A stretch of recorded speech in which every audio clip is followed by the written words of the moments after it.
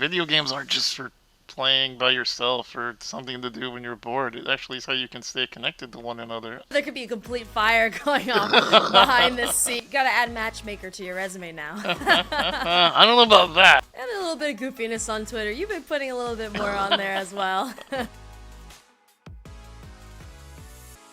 Hi everyone, I'm Erin Ashley Simon. I'm a broadcaster, entrepreneur, and a cultural disruptor who's redefining what it means to be a creator.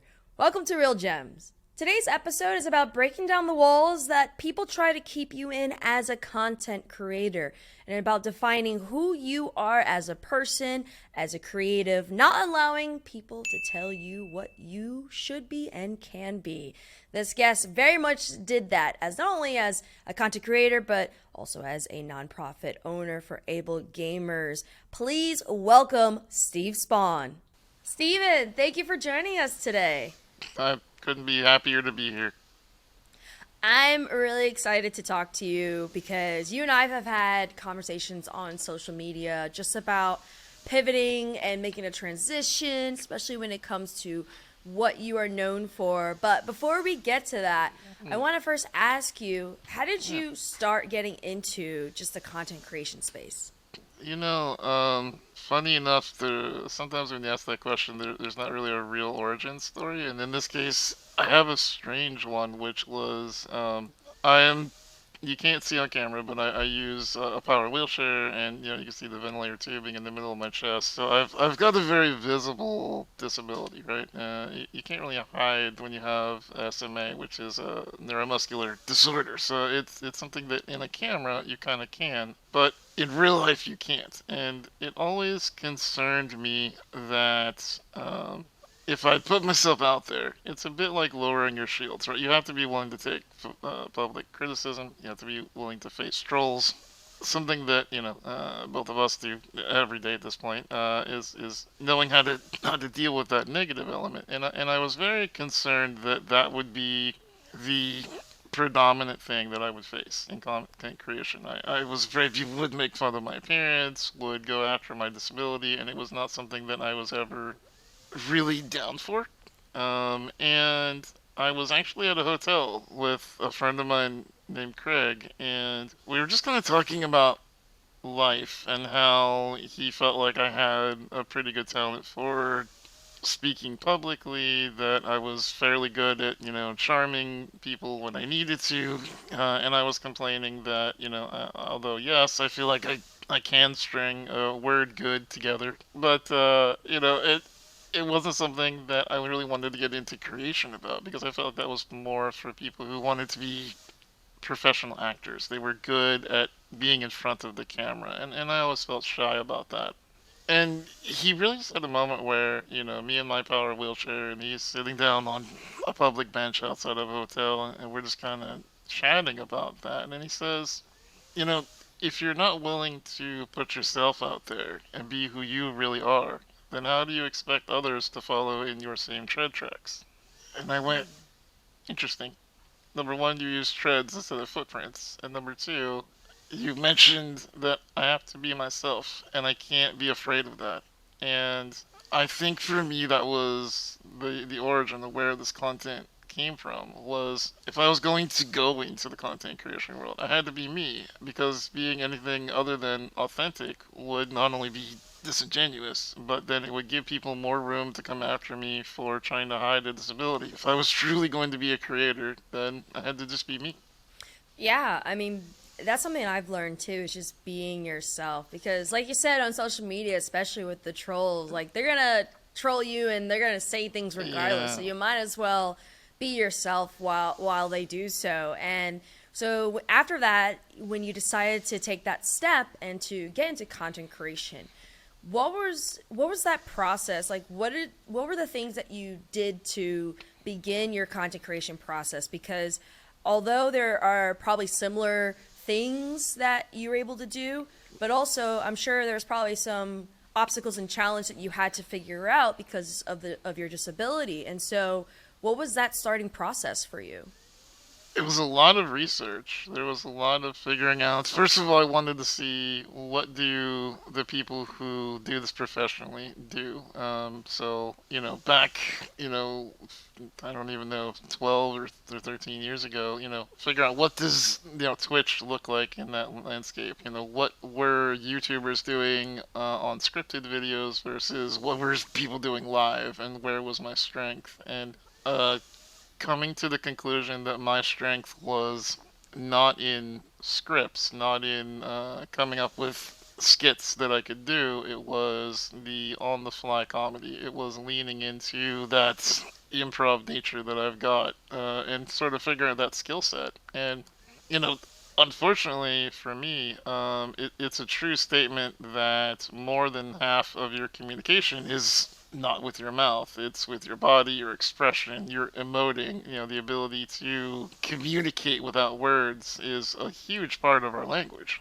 And for somebody who has a neuromuscular disorder, I had to figure out, well, that means that I have to be over the top at all times. And part of the challenge was really if I am coming from a body that can't throw my hands around, that can't facially express things over the top. Like I'm no Jim Carrey with the tape on my nose. That's not my style. How do I really get across who I am? And I found using things like hyperbolic language to really get across jokes and to really make sure people understand when something needs to land funny or is serious. And I found those obstacles of just figuring out who I was as a content creator, what my voice was just as much personality for me as it was figuring out the actual logistics of how you do it. When you're disabled, you have that extra level of, okay, now I know what I want to do, but how do I actually do it? Yeah, and giving it that extra energy, having to convey, emotions and convey personality and all that stuff, like it's very tiring. I know even for me when I do broadcasting, the energy that I have to put out is extra amount than I usually do just to be able to properly say things, to articulate things, to bring energy. So for you, like how like when you're giving that energy out and when you're showing your personality and your content, like what does it look like after? I know for me, like sometimes I have to be away from a bunch of people to decompress because it's just like a abnormal energy level that I have to showcase and exhume whenever I'm doing any kind of projects. So what does it look like for you? Yeah, I feel that. I have I don't have the need to recharge my social battery that I think many do. And I attribute that to I have 24/7 nurses. There's literally few moments in my year where there is not a human being that is within earshot of me at any one time. So my brain is very used to always being around people, but I'm also very used to learning how to deal with feeling alone in a room full of people. There's very much the double-sided coin of it is, and something we don't talk about, I think, a lot in content creation is you have to keep that energy level up so that you can be a good entertainer, right? You have to be engaging. You have to, your energy bleeds through to the camera, and you have to give that to your audience, and then they give it back to you. And the idea is it's reciprocal. You come back and forth, and it makes a good show. But if you're just in that space where you are in a room full of people and you're not really clicking and the things aren't going well, it's amazing how you still have to keep up the same facade. You can't act like it's not going right. You have to just keep winging it until it works. And that perhaps for me is the most draining is sometimes you know something's not working or you know that a bit has gone south and you just have to try to recover it. And I find those are the times where I put the most energy in, where it's I know if I crack, it's not a fake personality trait, but it's a if I let the sadness or the disappointment in that something didn't work or that a conversation is going south go through, then it will sour the entire mood. So you have to keep your mood up, even if you're not necessarily feeling like you're in that moment. Yeah, especially when you're live or you're in front of the camera, so much goes wrong, especially when it comes to technology that you Yeah. you still have to smile and act like nothing's going wrong, even though there could be a complete fire going on behind the scenes, which trust me, I completely understand you on that front. And you've been going through that process of, okay, I'm starting the content creation, I figured it out. There are some of these challenges that I'm having to overcome. You've been able to overcome them, and you've been able to build such a great career, not only the content creation, but also the nonprofit that you have as well, which we will get to later on. But, I want to ask, like, it's kind of a two-part question. What was your biggest accomplishment that you appreciated? And then also, like, what's your biggest failure that you also appreciated? I feel like Hmm. there's definitely learning lessons, and there's things that we can take away from both wins and losses.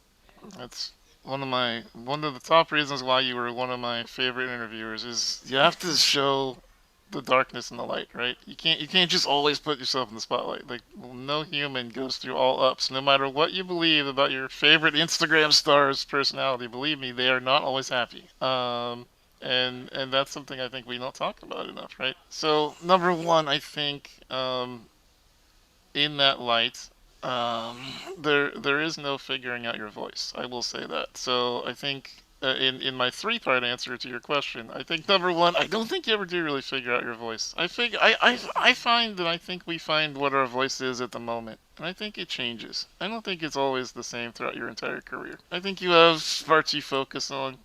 I think there's like almost like college, there's majors and there's minors. I think you minor in things that come up to be a major later on. You know what I mean? I think that your voice can change and alter as you grow as a human, and so I try to find what my voice is currently and what I really am passionate about. And I'm lucky in that I don't do content creation for my full-time rent-paying job. I can take some risks. I can try to do something more serious when I'm known for being, comical. I can do something that's a little more funny and have it flop, and it's like, all right, whatever. Things like that happen. So I think that's really where your voice is. I think as it moves.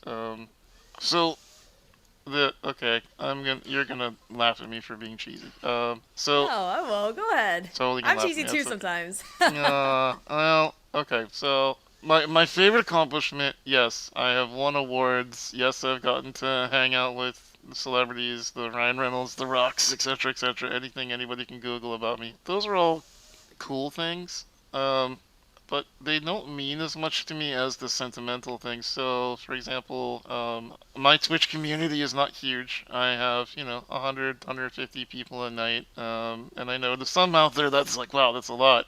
But to some that's nothing, right? So I sit in the middle, where I think I like to think of myself as still a growing, figuring out community, but we're tight knit. We're good people, and we have a community.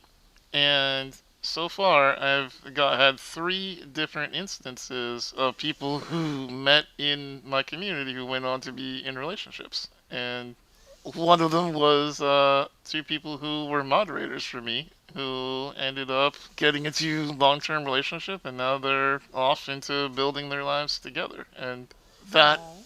would not have happened if it wasn't for that community. And being that connection point to me, I think like I said, it's cheesy, I suppose. I should list an accolade or something great that I did, but instead, I feel like what I did was just be the connection bridge that let two people meet each other. I find that really cool. You gotta add matchmaker to your resume now. I don't know about that. I'm not trying to charge services. And to your failure question, there's a lot of them. A lot of them also stem from personal. I feel the relationships that have been lost along the way has been Hmm. the painful one for me. I actually find a lot of inspiration from what you talk about on your social medias because you're always trying to guide people. You're always trying to help people figure out who they are and where they want to go. And sometimes I've tried to do that one on one with friends, and I've had situations where I've been like, hey, like, have you considered doing this? What if you did this on your channel? You could do this over here.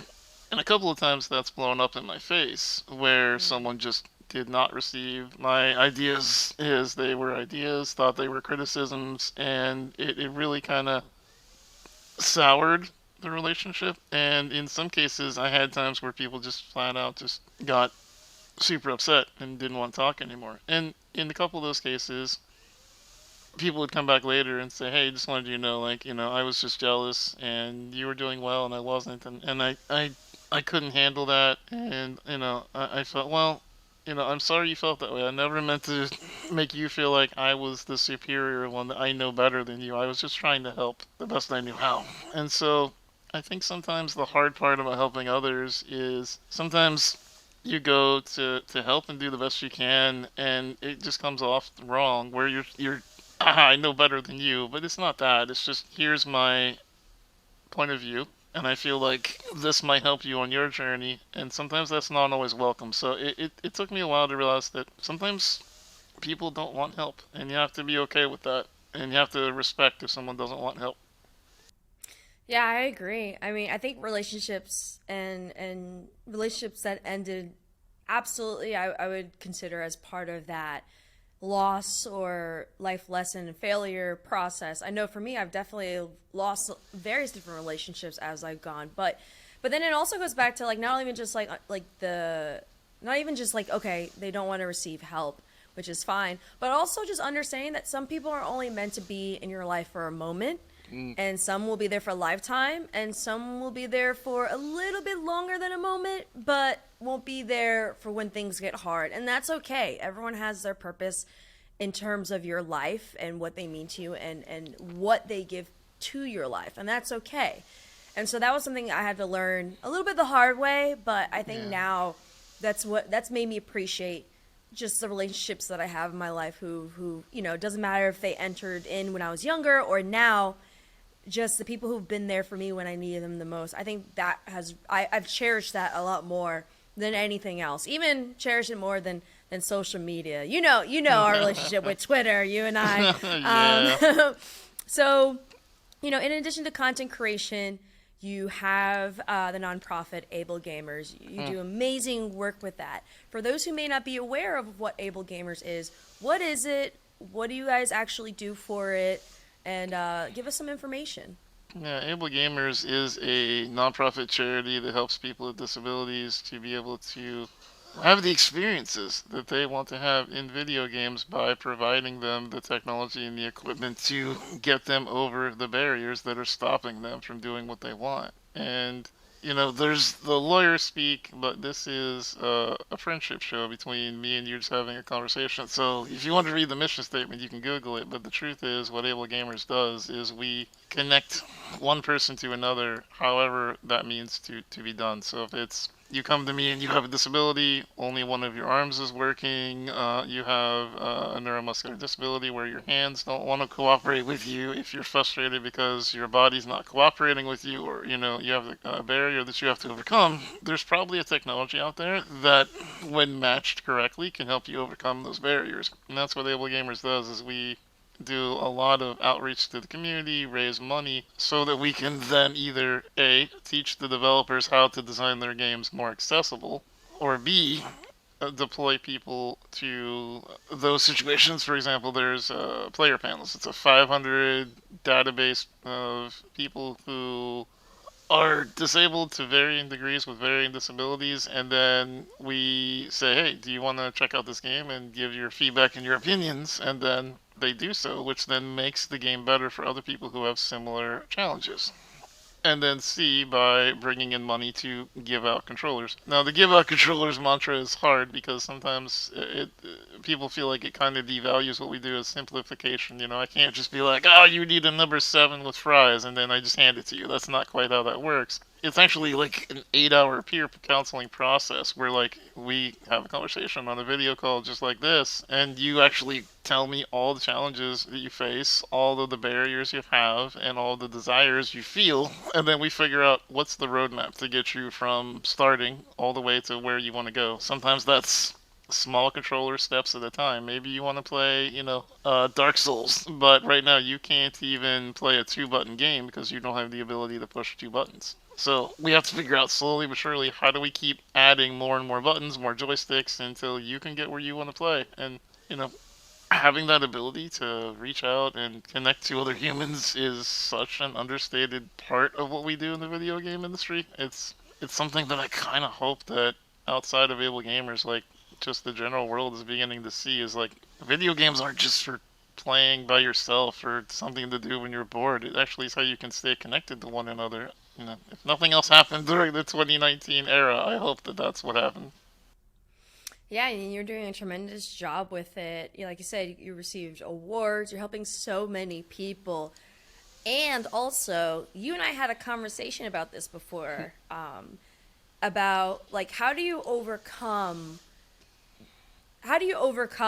situations when, because you're so known for able gamers, because you're so known for those accomplishments, how do you overcome people not just seeing you or wanting to talk to you about accessibility or things pertaining to disabilities, because you have so much more to you, and also you put out some funny sarcastic tweets, and you have a lot of personality online. But I feel like we talked about it before, about how because we're known for something, people box us in and think that's all we can talk about. Like, how do you overcome that challenge?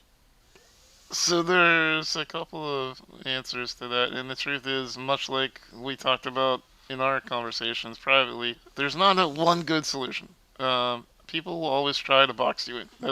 People love to put labels on things, so it's way easier to think of yourself as this multifaceted person because you're in your own skin, you know your own thoughts, and you see things through your own eyes. But to somebody else, they've only ever seen me talking about disability, so that's who I am to them. And that's not wrong.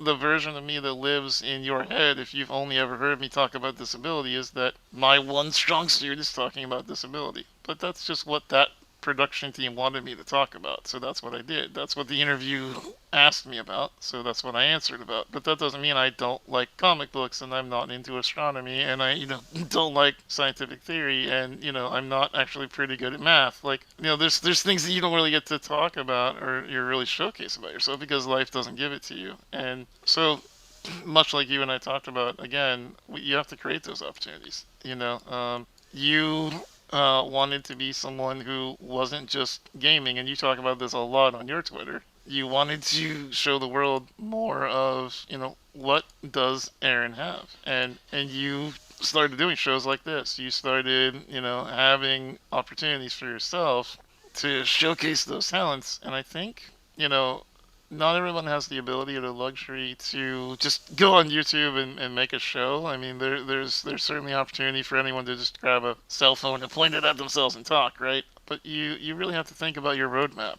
And for me, I didn't want to be Steve from Able Gamers for the rest of my life, and I don't. And I find that we're not alone. I found since, I think it's probably been a year since you and I first started talking about that, maybe a little longer because pandemic time is weird. But I'm seeing it in others. I'm seeing content creators who are known YouTubers that just don't want to do it anymore after a decade. I feel like it's more of a common thing nowadays.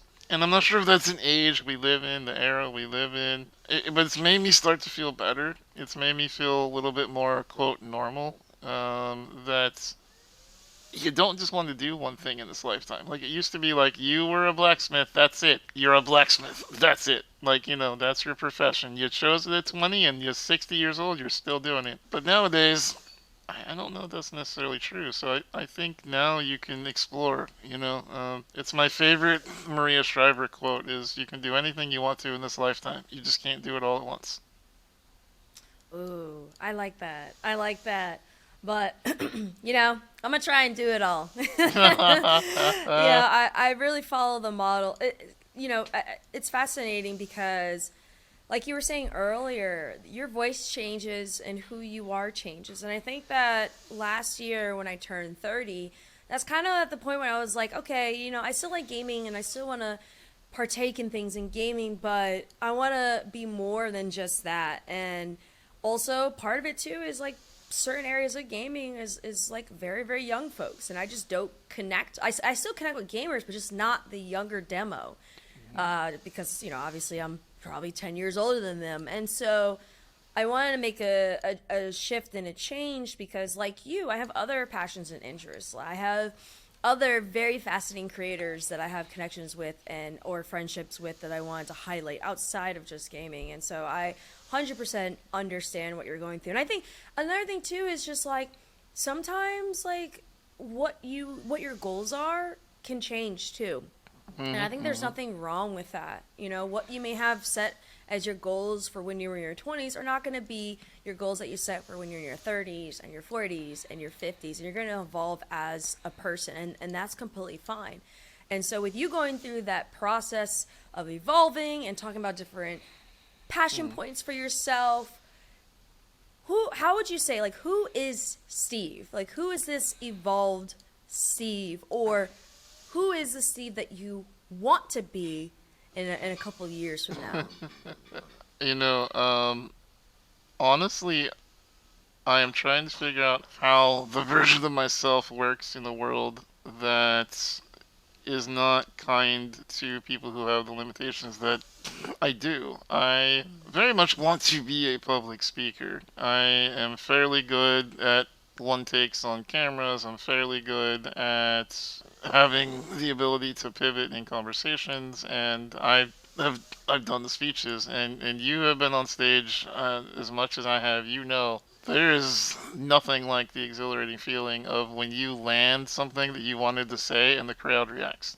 There is nothing on this earth like feeling the energy in the room. I know that it's mystical and it can't actually be a thing scientifically, but I swear to goodness, there is an energy in a room and you can feel it. Yeah. And that is a high that nothing else in this world can give you, and it's something that I love. I love when I connect to an audience and they go, "Oh my God, he has a good point." When I give a speech and I've got my, you kind of build on these speeches, and I've got a couple of them out there where I think I did okay, and the points end up in a standing ovation, or it ends up with people cheering and clapping, and you're like, I landed that point. Someone understood what I was trying to say, and they felt it. And then later you'll have people come up to you and say, that this meant this to me, or thank you for saying this because I thought I was alone. And you really realize that your words meant something to someone. You change someone just by letting them know that they're not alone.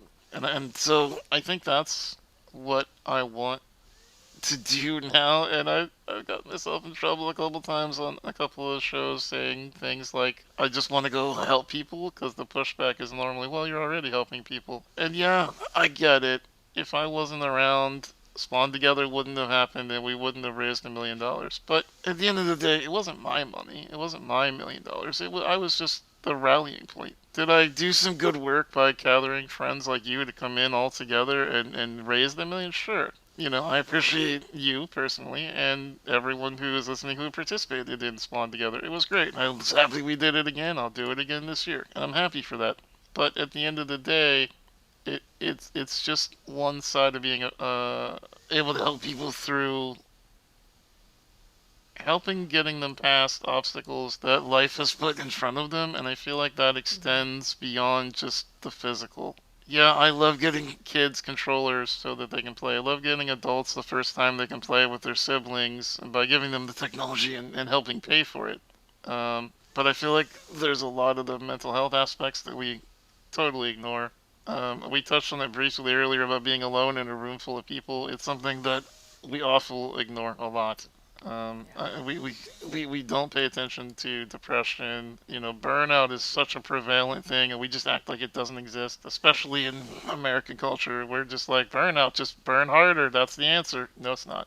So, a wise person I recently talked to, you talk about moving goalposts. A wise person that I talked to recently said, stopping is an action. And that was something that kind of rocked my foundation because I was like, yeah, we talk about stopping and quitting like it's a bad thing, but sometimes if you know you're going in the wrong direction, you have to stop and go a different direction.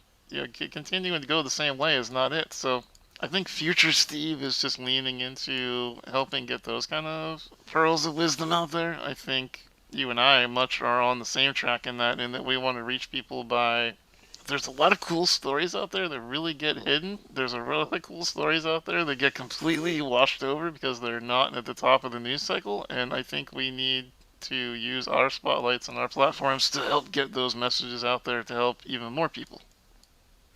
I agree. I agree. And, you know, especially in this time and age where, like you said, the numbers are the biggest component, right? I always say there's always a story in everyone, and there's always something that we can learn from everyone as a whole. And so we definitely learned a lot from you, Steve, today, and I really, really appreciate it. So I have two last questions. The one of them is, what do you have coming up? What do you have coming up for yourself? What do you have coming up for Able Gamers? I want to give the spotlight on you and everything that you do. I wish I had a book to sell you, but I don't. For Able Gamer stuff, we're gearing up for the fall. Depending on when you watch this, fall 2023 will be Spawned Together in September, and I'll be reaching out to all my pals, just like Erin, and pulling in XSET and all the cool things out there of the people that can come in and help raise that money so that we can continue to give the kids the smiling, photo opportunities where someone is looking at a cool controller, but then there's the behind the scenes part where we actually have to do the work. We actually have to do the hours of helping these people, and it's not just all smiles. It's a lot of pain, and it's a lot of determination, and helping people get there, it takes time. And so I'm happy to help do that again so that the wonderful people who are smart enough to be able to figure out what those technology bridges are can help people get on them. And then for me personally, I'm continuing to re-gear myself away from the accessibility space. I love being an advocate, but what's coming up for me next is continuing to pivot away from it. You already see it in my Twitter and other places where I just don't talk as much about accessibility and disability anymore. There's some great advocates out there who are coming up after me. Did I help them get to their start? I hope I did. I hope I did something. And even if I didn't, there are great ones coming up, you know. It's not a mantle that I feel like I need to carry forever. And so, I want to keep doing this. I want to keep going out and reaching out and telling stories, and I don't want to inspire people in I put my pants on this morning the same as everyone else with a team full of people. Like it's that's not me. I want to talk about greater ideas and how to deal with this world. And so what's next for me is continuing into that. I'll tell you, it's interesting. Our mutual friend Hank Green recently had a pretty tough diagnosis, and he talked about it. And in his video, he said something that I thought, in a weird way, applied to you and me, and probably to a lot of listeners out there. Which, in the middle of the video, he said, "I don't want to be sad, sick person. I want to be goofball science guy."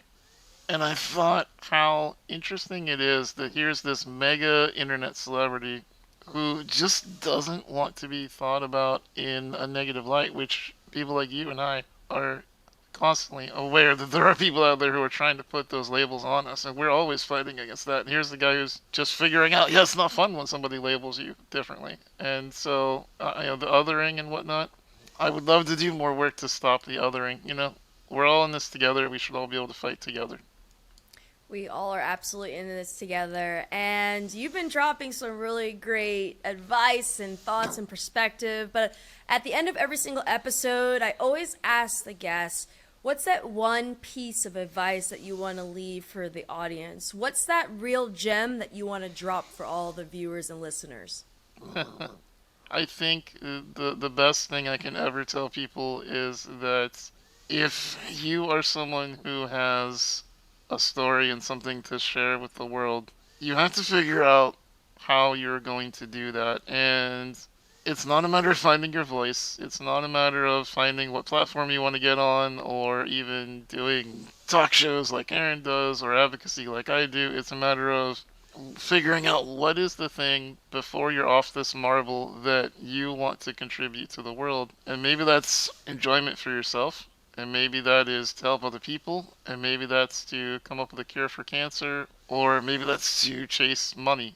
Whatever it is that you've decided you want to do is, once you know what it is that you want in this world, you have to go after it in a way that makes sense for you and bring that home for yourself. As long as at the end of the day you check off that list, this is what I wanted to accomplish before I'm done, then you've won the game of life. Because there is no other meaning to life. We all search for meanings of life. There is none. Chat GPT is not going to tell you the meaning of life. You're not going to be able to Google it. You got to figure it out. And it sounds like such a cop-out answer, but it is the most realist truth that I possibly can ever give anyone is you're the one who decides if you're winning at life. No one else.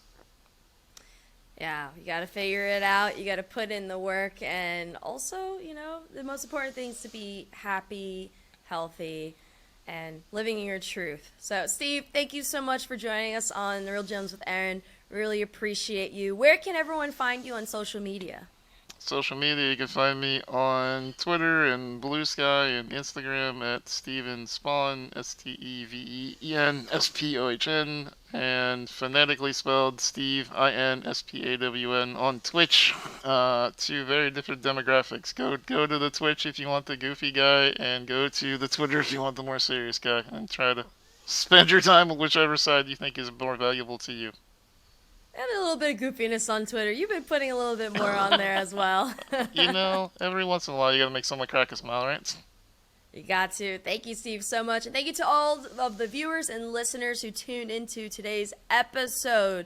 Like, subscribe, and leave a comment. Let us know, what was your favorite real gem from this episode? What gem would you like to drop following the great advice and stories from Steve? We'd love to hear from you. Once again, my name is Erin Ashley Simon. I cannot wait for you to check out the next episode and guests. We have a lot more in store. And until then, we'll see you later. Bye, everyone.